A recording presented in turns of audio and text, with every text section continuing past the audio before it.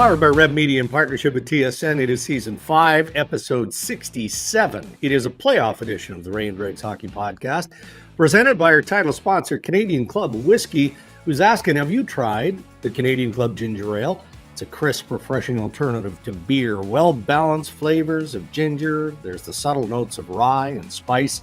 The new formula is 30% less sugar, 20% fewer calories. Yes, it is delicious. That is Canadian Club Ginger Ale.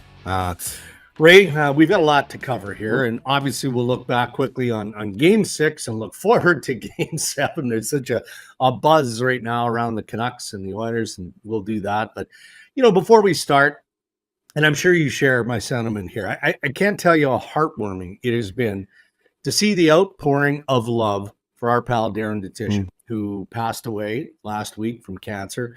I mean, the world of sports, as we know, is a family, and the tributes coast to coast on social media, the national newscasts, Hockey Night in Canada. I mean, so fitting and so awesome. And this is the way Dutch would want it, right? When you get past the obvious, which is just a sea of emotion and despair and heartbreak. And the man was 57 years old. He leaves so many of us good friends and his close family behind. But at least in my tiny brain, it's now shifted, and we'll mourn for a long, long time, but to a celebration of life. And we're sitting in one of the green rooms at TSN on Saturday night in preparation for Game 6. Throughout the game with James Duthie and Frankie Corrado, and Puffy was in there, and Craig Button and Billy Dodson. And I mean, we're trying to watch the hockey game because that's what we're there to do, but there must have been 20 Dutchy stories, and every one of them were belly laughs.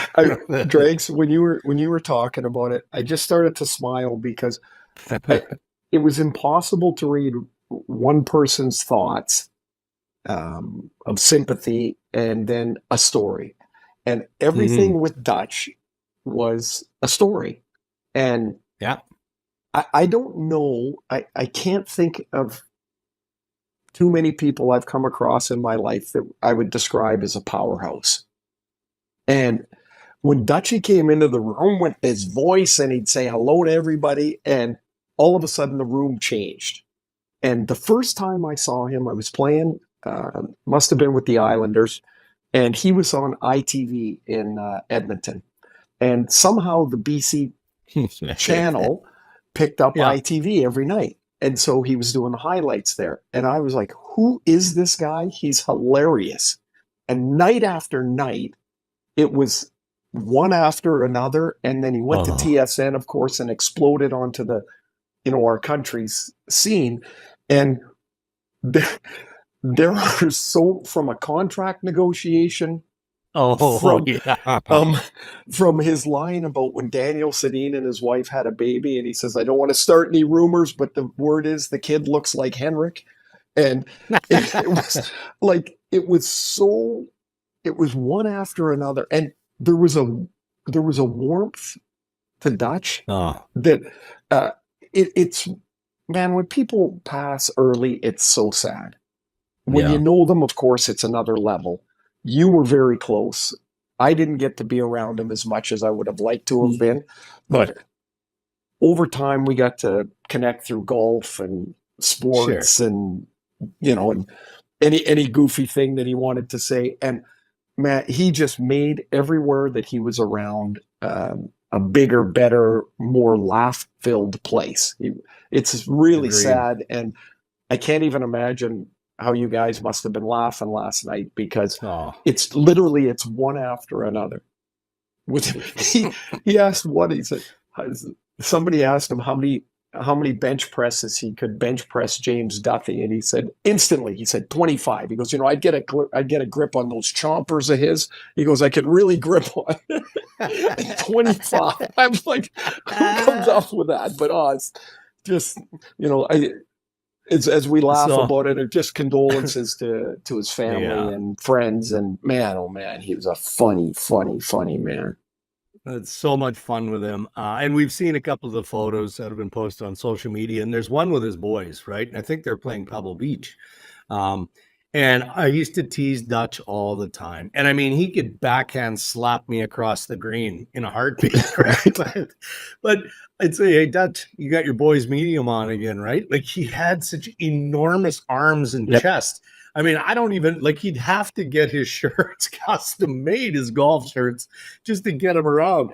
And so the sleeves were always right up around the bicep, right? Because he couldn't pull them below like the rest of us average schmoes. Yeah, Dutch, you got your boy's medium on again today? Good one. You're right though. You know, again, it's great that we can chuckle and have a smile and a laugh in his honor.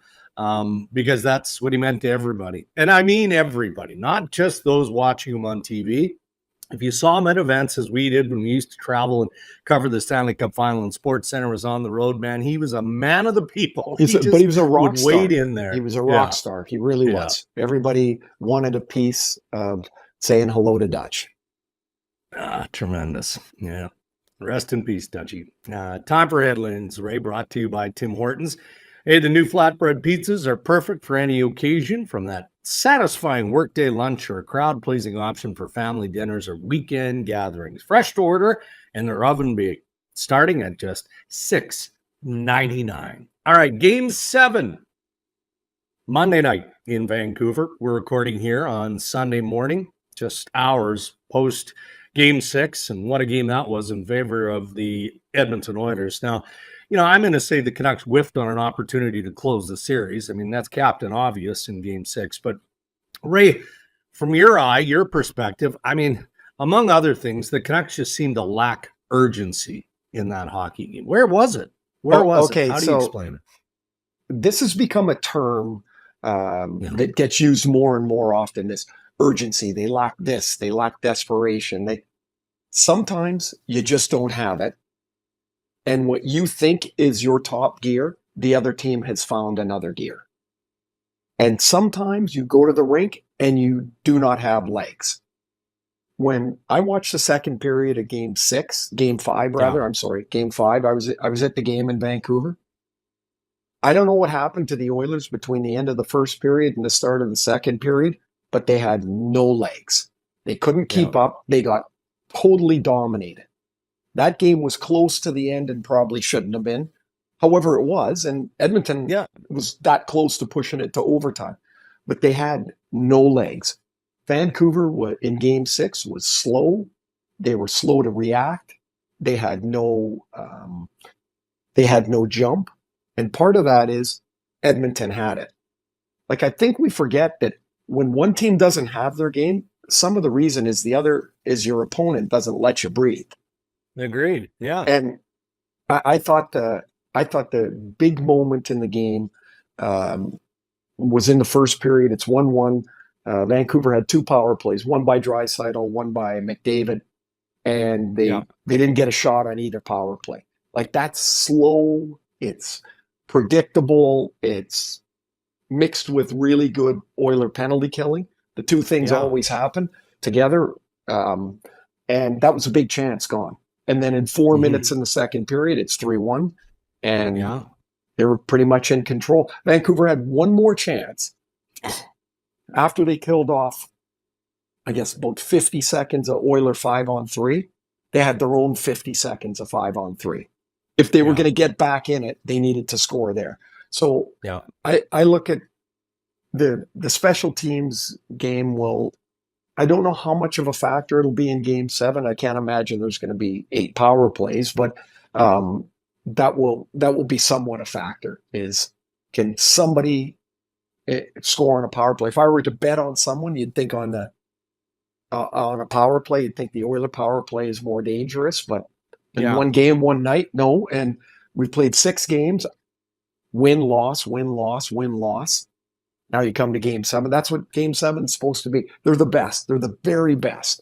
And I'm lucky enough. I'm going to get to broadcast it with my buddy John Butchergross for ESPN. Nice. And, so it will be wild in there, and it will be one hell of a game. I got to say, Chris Knobloch showed some real good acumen, guts, a little back to Stuart Skinner.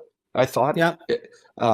Pickard had played really well, but you still got to put the other guy back in the net. I mean, Yeah. he's your best, but you still got to do it. And Yeah. and he made that move, and now we go to Game 7. So just further to that point. So yeah, Knobloch makes the goalie change. Stu Skinner is capable, and he wanted the net back. He gets the net back. So there would have been conversation with Knobloch. But Pettersson post game, and I mean nobody's happy after a loss. Nobody. I mean, Vancouver Canucks well aware they could have closed the series and they didn't get it done. And it's a cliche term that we all use.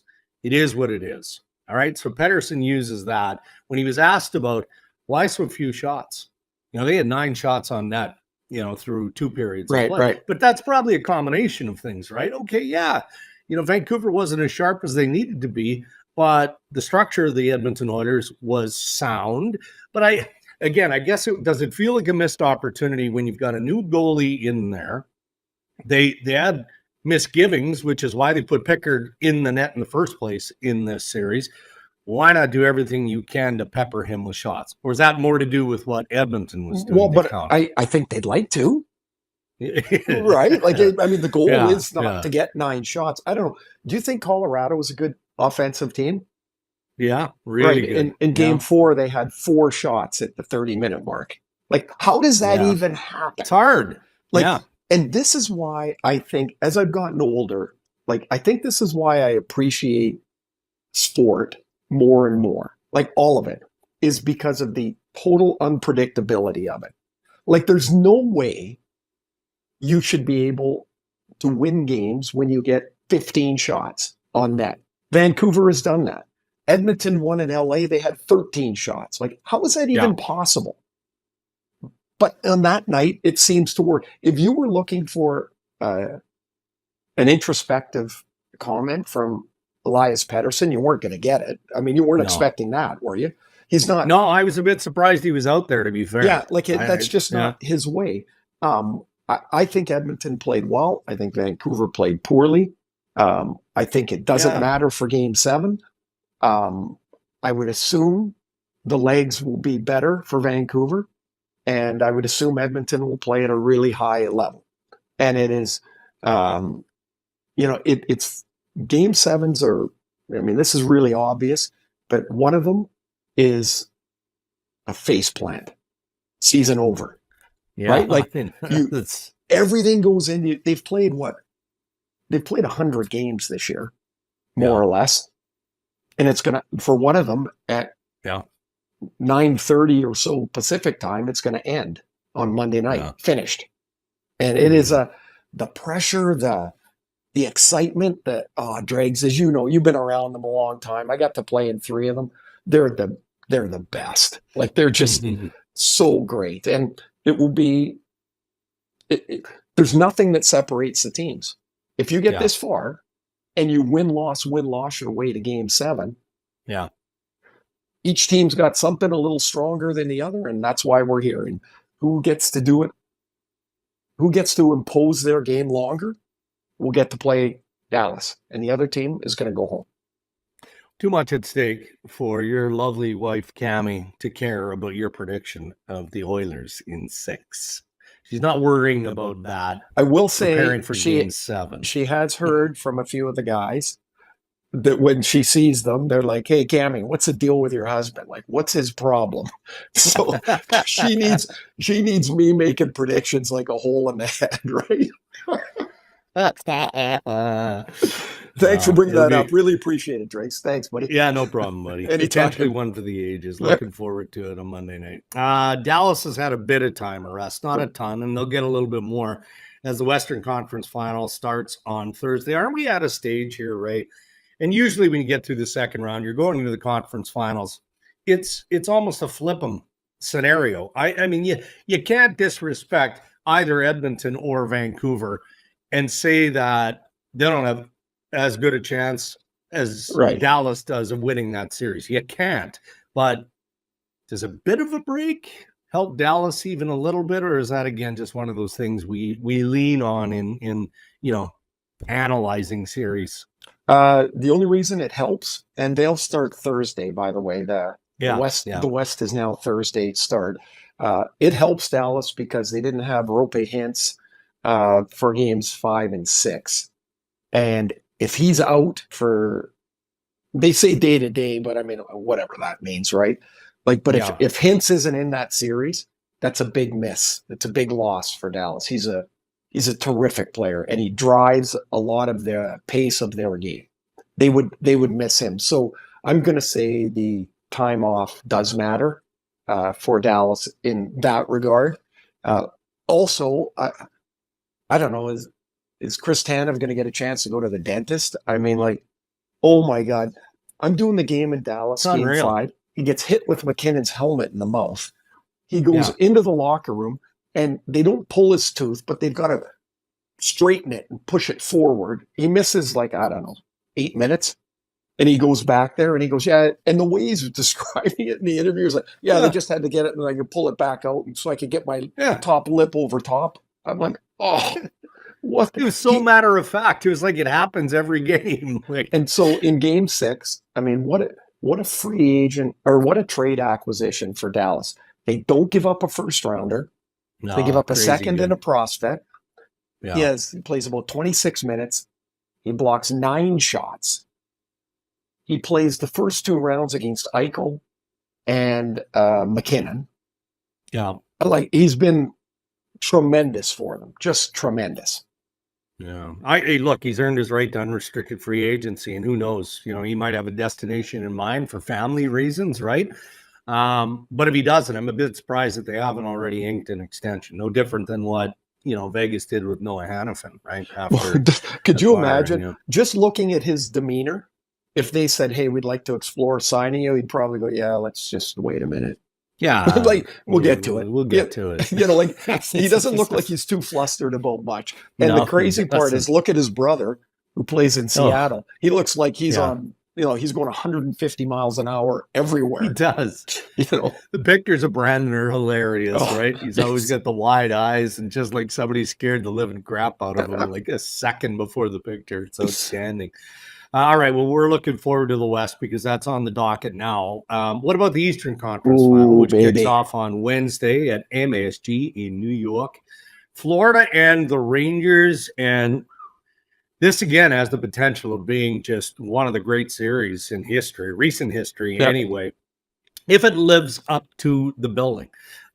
We know what the Florida Panthers are capable of, and you have been, if not on the bandwagon, you've been certainly a strong advocate for the game of the New York Rangers, basically from the early part of the season. Yeah, I'm really looking forward to this, and I'm super pumped. That's the series we're doing. How about there's if you're around the game long enough, like Peter Laviolette and Paul Maurice, there's always something that's kind of odd about it. And I forget the order, but either Maurice was fired, replaced by Laviolette, who was replaced by Maurice. Yeah. Or it's the other way around. I get it confused. I'll get it organized by Wednesday when the series. No, that's right. So hold on. Let's quickly go back. I believe it was so Laviolette replaced Maurice. And then you remember Jimmy Rutherford was in a bind. Paul was on the sidelines. And then I think he dumped Laviolette, and Paul went back to help him out. Right. And then stayed for another 2 seasons. Just think of that. Like, and now these guys are in the Eastern Conference Finals against each other. This is what I think my early view of this is. They play very differently. And there's going to be portions of the games where Florida is going to control the game because they're aggressive and physical, and their style will control the game. But their style can get them into trouble if they're not all connected. And when you have a team like the Rangers, they can rip that apart. Yeah. They move the puck. They're fast. They're strong and big. I think this is a phenomenal series. I think the Rangers, there's just something about this team that this feels really like it's their time. And one of the things I would say is, like, they haven't had much adversity in the playoffs. They rolled through Washington, but when they got into this next series, when Carolina put them on the ropes, Yeah. a couple of times in game, the Rangers were able to find their way out. Like, they didn't panic. They just, it was Kreider in game 6 with the 3 goals. And like, I think the Rangers are really, really good. Florida is a terrific team. Like, I think this series is going to end June the 3rd, by the way. That's when it's going to end. Game and that'll 7? be game 7 is June the 3rd, which means I'll be in New York on June the 3rd. I think it's we look forward to the conference finals every single year, no different than you look forward to the Stanley Cup final, the playoffs in general. But there's a certain amount of spice that I think we're going to see, certainly in the East and predictably in the West as well, no matter who the Dallas Stars play. It's just such a fun time of year. And with the Canadian involvement, we're Canadian, so we're biased in that, or at least I am in that regard. It's such a fun time of year, and the storylines are endless as you look forward to the teams rating. How about this? Not writing off the Edmonton Oilers here yet. First time in NHL history, if Vancouver wins, all 4 division winners will meet in the conference finals. First time ever. You know what, I read that yesterday. You know what? I'm going to steal that for our Open tomorrow. Well, you better check to make sure it's good true. Point. But don't worry, I'll suggest it, and someone will go, that's probably wrong. Yeah, that's not right. Well, Duffy already used it on Saturday night, so he says it with confidence, so it must be right. He does. We just kind of joked a little bit about the Carolina Hurricanes and referencing the days of Peter Laviolette and Paul Maurice. Some off-ice news in Carolina. So the on-again, off-again extension of Rod Brind'Amour has been completed. So Brind'Amour, amid the endless rumors, gets his multi-year contract extension to stay in Carolina.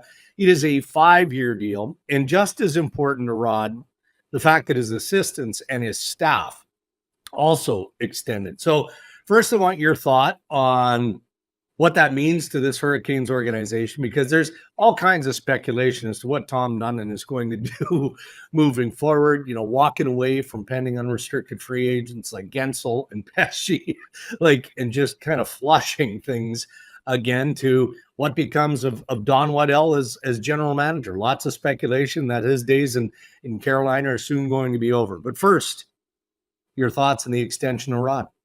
I think Rod Brind'Amour means more to that team and that organization than any other coach in the NHL. And I'm not sure because I've never met him, but I'm not sure the owner really understands that. We get to meet coaches every game. We get to talk to them every game. And there's just to say the face of the franchise it's Rod. It's Rod on almost every level. Excuse me. I think I'm happy for the Hurricanes that they would sign him, because I think he's a tremendous coach.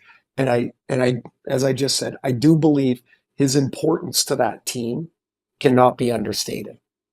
Now, they have, I want to say they got 11 guys going down unrestricted free agency. It will be a very, very different team. Some guys they'll probably sign, some they'll let go. The challenge is, if you're bringing in 8 guys, are they all going to be able to mesh? The chances are not. And that some of them will be misses.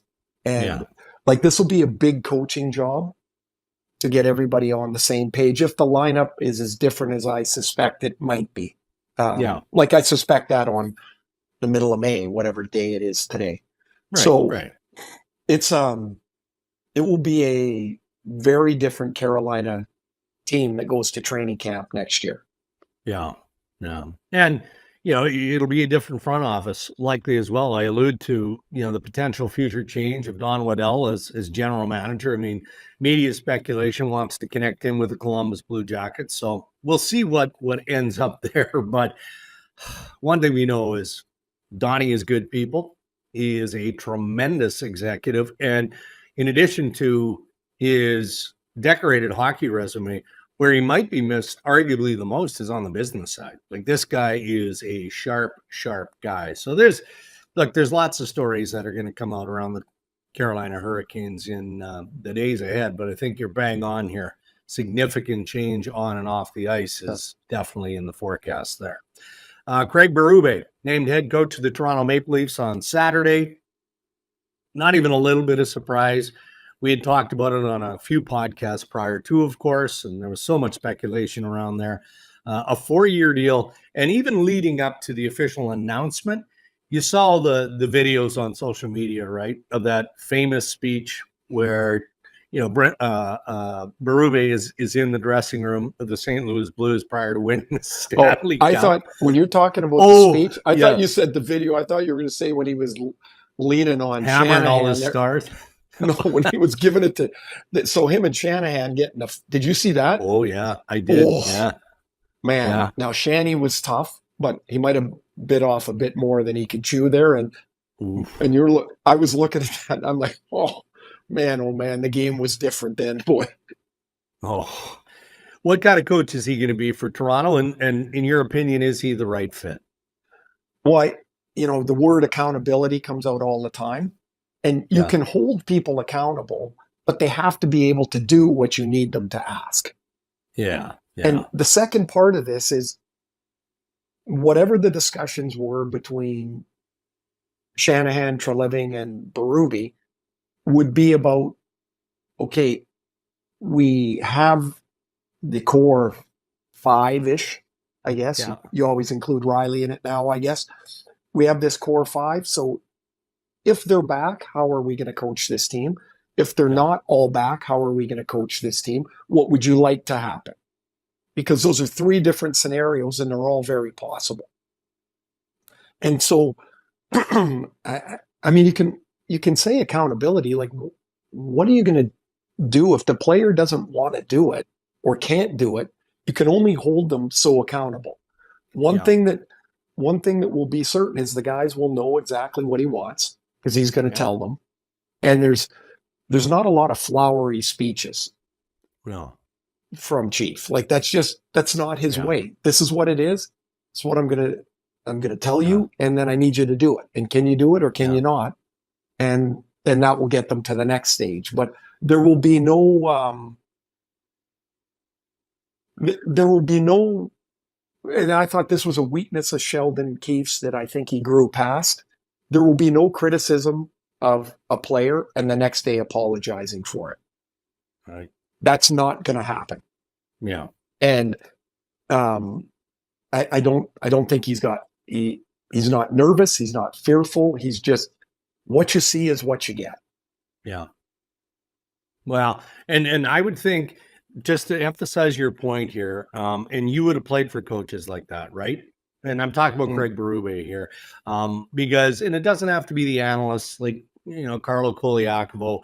We had Wayne Simmons on trade deadline in studio, and he talked about Craig Berube as being one of the best coaches, or the best coach he ever played for. Every player, ex-player, says the same thing.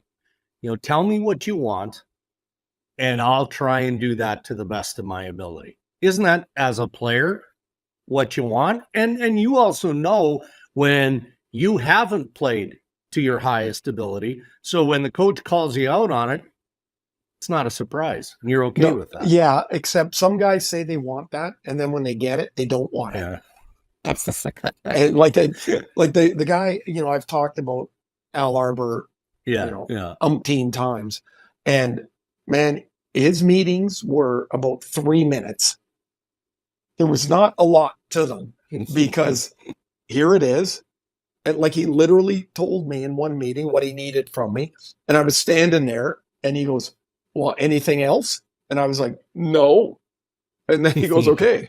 So I turned around and left. Like, he told me what he wanted. He said, Seagull, you got 3 games to get going. And if you don't get going, you'll be sitting with Claire. Claire was his wife. And he goes, and she's been in the same damn seats for 22 years. And I was just standing there, and he goes, anything else? And I'm like, no. And he goes, well, okay. Oh, and that was it. You'll be sitting with Claire. And so Outstanding. I was like, oh my God, what just happened? But the key to that, and I think this is the same with, would be of the same with Craig, is that he gave me the opportunity, Dregs, Yeah. after the message of get going. He gave me 3 games because that was left before the playoffs. He gave me 3 games to get going. So he gave me the opportunity after the message. And then if I couldn't deliver, he needed to do something different for the team. Right. Like, that's as fair as it can be. Love it. And I think that's the best way. All right. We're focused on the New Jersey Devils. Tom Fitzgerald is hoping to hire his coach this week. That's, according to sources this morning, Sunday, as we record the pod. 3 to 4 candidates still in the mix. Sheldon Keefe is still contemplating if he's ready to return. I wouldn't anoint him as the front runner in this process. Well, he can't be because he's not putting his name officially into the ring. But even if he does, that Fitzy at least is looking at a level playing field here. Am I looking at Todd McClellan? Apparently Jay Woodcroft had an excellent interview. That doesn't necessarily surprise me, but I'm just giving him a shout out because he interviewed very well in New Jersey. And Keefe could be in that mix as well. Todd did a great job in his interviewing in Toronto. Winnipeg tells me that he was excellent in their virtual interview as well. So if you're Fitzy and you're looking at what you've got, is there hesitation with Sheldon because he's pushing a week now and he's not giving you a firm answer? Are you looking at Todd because of his experience and his history and everything that he's got going and thinking he might be the guy that can push you forward? I mean, put your GM hat on. Well, if Sheldon is debating whether he's emotionally ready to coach, I use the word emotionally. I mean, if he's, that's maybe not the best word. If he's ready to dive back in, if he's hesitant about that, it would make me hesitant. And he's totally in the right space, Sheldon Keefe is, if he wants to take some time. We've talked to enough coaches, man, you cannot do this job halfway. Right. Or even 3/4 of the way in. Like for him, he's got a young family. Would have to move. That means uprooting everybody. And is he ready to do that he's probably doing a little bit of like all these coaches do. They start to do a little bit of a deep dive on the potential teams. And because they don't know the other teams, they know their team. Then they get a pre-scout and then they know that team for one day. So he's learning about the Devils while he's trying to decide whether he wants to do it or not. I'm a big Todd McClellan fan. I really am. I think he's... Yeah, me too. I think he's an excellent coach. Jay Woodcroft had that blast out of the gate for the first year and a bit, and then it fell apart. So that would give me some hesitation without being in the meeting of why was it so good and why did it go so south? I'd want to know that. And I'm sure that's what Fitz has done in his interviews. And so I wouldn't be able to front run anybody, but I would want my coach in place pretty quickly here because it's time to go to work and you got a couple of months to try and establish what your format's going to be so the players know when they get to camp. Yeah. Well, as I said, that'll happen this week. So we'll analyze when the hire is made, but I would expect by midweek or so, they'll have a coach in New Jersey. Those are your headlines. Thank you to Tim Hortons. Introducing Tim's new flatbread pizza. Freshly prepared and served hot out of the oven. Available in chicken parmesan, pepperoni, bacon everything, and simply cheese. There's a new Tim's run in town. New flatbread pizza. Try one today. Our interviews on Ray and Briggs are brought to us by Canadian Club 1858 Original.